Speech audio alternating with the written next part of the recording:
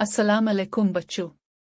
जैसे कि हमने आपसे वादा किया था कि हम आपकी आवाज बनेंगे, आज हम बच्चों की अदालत में एक अनोखा मुकदमा देखने जा रहे हैं, जिसमें फरियादी एक नन्ही सी 9 साल की बच्ची है और ये मुकदमा वो लेकर आई है अपनी वालिदा और छोटी बहन के खिलाफ। आइए देखते हैं इसकी तफसीलात। हुआ कुछ यूं कि एक घर है जिसमें 3 बहन भाई रहते हैं। सबसे बड़ी बहन का नाम है आयशा, इससे छोटी आमना और सबसे छोटा है अली। आयशा की उम्र है 9 साल, आमना है 6 साल की और अली है 2 साल का। वालिदा एक वर्किंग लेडी हैं। दिन में दफ्तर, शाम को किचन, कपड़े, सफाई और जाहिर है बच्चों की परवरिश। मगर मसरूफियत के इस भंवर में एक बात अक्सर रह जाती है, आयशा का बचपन। आयशा न सिर्फ अपनी पढ़ाई संभालती है, बल्कि हर रोज इसे अली की देखभाल भी सौंप दी जाती है। जब वो अपनी किताब बंद करके खिलौनों की तरफ बढ़ती है, तो आवाज आती है, बेटा जरा अली को संभालो, मैं खाना बना रही हूं। शुरू में वो मुस्कुराकर मान लेती थी, मगर रोज रोज ये जिम्मेदारी अब बोझ बनने लगी है। दूसरी तरफ आमना वो आराम से गुड़िया से खेलती है, कभी किचन की तरफ नहीं बुलाई जाती, कभी अली की निगहदाश्त इसके हिस्से में नहीं आती। आयशा के दिल में एक सवाल उभरने लगा, क्या मैं सिर्फ बड़ी हूं या सिर्फ जिम्मेदार?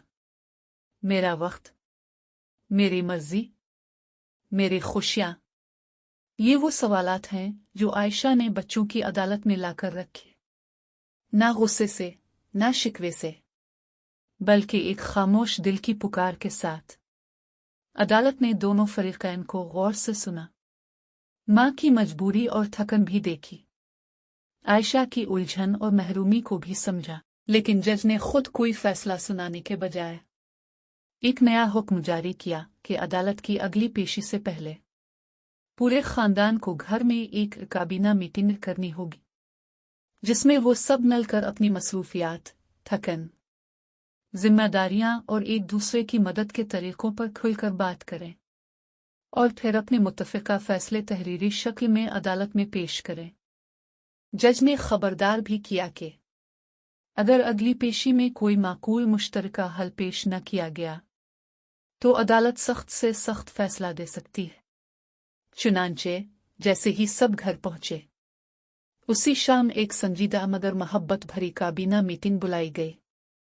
मां, आयशा, आमना और यहां तक कि अली को भी मोहब्बत से इस गुफ्तगू शनीद में शामिल किया गया। सब ने अपनी बात रखी।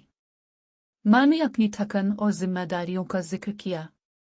आयशा ने अपना हक मांगा कि वो भी एक बच्ची है। आमना ने भी सीखा कि छोटा होना काम न करने का बहाना नहीं होता।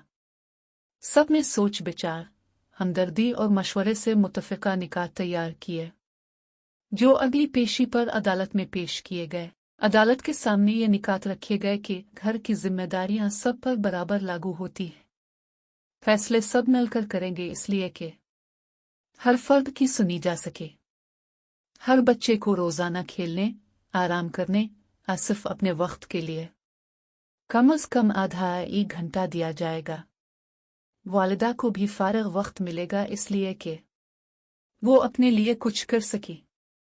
जिस फर्द का वक्त होगा, इस दौरान बाकी घर वाले इसे किसी काम में न बुलाएंगे, बल्कि बाकी काम मिलकर बांट लिए जाएंगे। अदालत ने इस फैसले को न सिर्फ तस्लीम किया, बल्कि इस बात को सराहा कि जब घर के सब अफराद मिलकर सोचते हैं, बोलते हैं और फैसले करते हैं, तो इस फैसले में न सिर्फ अमल आसान होता है, बल्कि वो देरपा और पुरअमन भी होता है।